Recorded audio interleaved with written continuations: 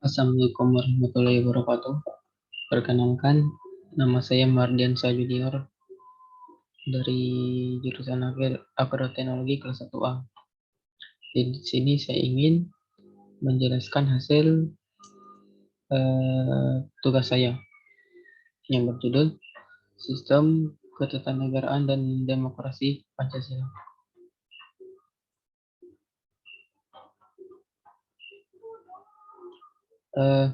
Sistem Ketatanegaraan RI. Hukum dasar Ketatanegaraan RI terbagi dua, yaitu hukum dasar tertulis dan hukum dasar tidak tertulis. Hukum dasar tertulis yaitu Undang-Undang Dasar atau Konstitusi menurut E.C. Sweet dan Budiarjo. E.C. Sweet, Undang-Undang Dasar adalah suatu naskah yang memaparkan kerangka dan tugas-tugas pokok badan pemerintah suatu negara dan menentukan cara kerja badan-badan negara tersebut. Sedangkan menurut Budiarjo, yakni Undang-Undang Dasar menentukan bagaimana pusat-pusat kekuasaan legislatif, eksekutif, yudikatif bekerja sama dan menyesuaikan diri satu sama lain. Undang-Undang Dasar juga mengatur hubungan-hubungan kekuasaan dalam satu negara. Hukum Dasar Ketatanegaraan RI yang tidak tertulis yakni konvensi. Konvensi yaitu hukum yang timbul dari terpelihara dalam praktik penyelenggaraan negara secara tidak tertulis. Itu pengertian Undang-Undang Dasar 1945 sebelum amandemen dan setelah amandemen.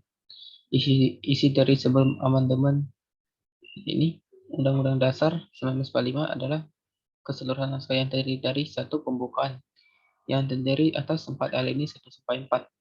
Yang kedua, batang tubuh Undang-Undang 45 yang berisi pasal 1 sampai dengan 37 yang dikelompokkan ke dalam 16 bab, 4 pasal aturan tambahan.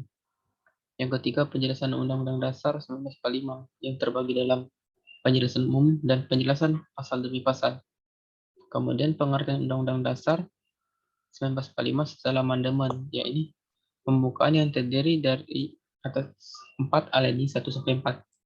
Kedua, pasal-pasal yang terdiri dari 37 pasal, 3 pasal aturan peralihan, dan 2 pasal aturan tambahan. Kemudian yang dimaksud dengan Undang-Undang Dasar dalam Undang-Undang Dasar 1945 adalah hukum dasar yang tertulis yang bersifat mengikat pemerintah, setiap lembaga negara, setiap lembaga masyarakat, dan juga setiap warga negara Indonesia, dimanapun berada dan setiap penduduk yang ada di wilayah Republik Indonesia. Kemudian negara hukum. Negara hukum adalah negara yang diselenggarakan atas hukum. Setiap tindakan harus berlandaskan hukum sehingga dapat dipertanggungjawabkan secara hukum. Dan tekanan yang dilakukan terhadap hukum juga berarti terhadap kekuasaan. Negara hukum bukan hanya dalam arti formal saja, di mana hukum hanya digunakan sebagai penjaga atau alat dalam menindak segala bentuk kejahatan atau ketidakadilan. Kemudian yang lebih penting adalah negara hukum dalam arti material. Hukum digunakan sebagai alat dalam menciptakan kesejahteraan sosial bagi seluruh rakyat. Hal ini sebagai dengan semangat isi dan amanat Undang-Undang Dasar 1945. Pokok-pokok pikiran Undang-Undang Dasar 1945. Pokok pikiran pertama yakni paham negara kesatuan. Yang kedua, negara hendak mewujudkan keadilan sosial bagi seluruh rakyat Indonesia. Pokok pikiran ketiga, negara yang berkedaulatan rakyat berdasar atas kerakyatan dan permusyawaratan atau perwakilan. Pokok pikiran keempat, negara berdasar atas ketuhanan yang Maha Esa, menurut dasar kemanusiaan yang adil dan beradab. Kemudian demokrasi. Pengertian dari demokrasi, yakni secara etimologi, demokrasi berasal dari kata demos yang berarti rakyat, dan kratos atau keraton yang berarti kekuasaan. Jadi demokrasi adalah kekuasaan rakyat. Sejarah dan perkembangan demokrasi. Menurut teori dari John Locke dan J.J. Rousseau, yaitu kontrak sosial. Kontrak sosial dari perwujudan melalui 2 tahap, yaitu perjanjian masyarakat dan perjanjian pemerintah. Perjanjian masyarakat, perjanjian antar individu untuk membentuk masyarakat. Sedangkan perjanjian pemerintah, yaitu perjanjian antar masyarakat untuk membentuk pemerintah. Karakteristik demokrasi. Yang pertama, pemerintah atas nama dan bertanggung jawab kepada rakyat. Kedua, pemerintah oleh, dari, dan untuk rakyat.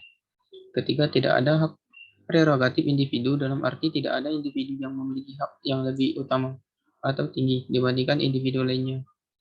Keempat, pemerintahan dijalankan atas kehendak masyarakat tanpa mengabaikan hak. Nilai-nilai dari demokrasi yaitu menyelesaikan perselisihan dengan cara damai dan secara lembaga, kemudian menyelenggarakan pergantian pemimpin atau penguasaan secara teratur.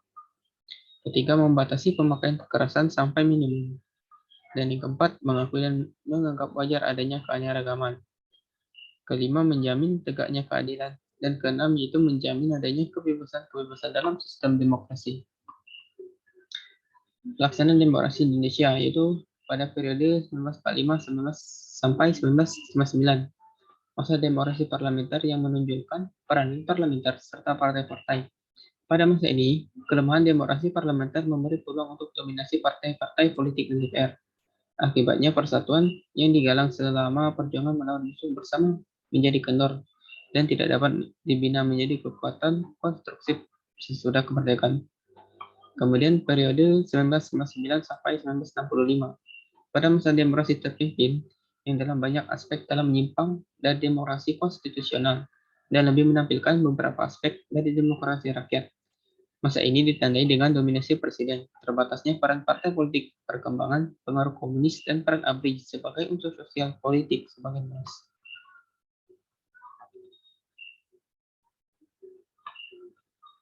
Kemudian periode 1966 sampai 1998. Masa demokrasi Pancasila era Orde Baru yang merupakan demokrasi konstitusional yang menonjolkan sistem presidensial.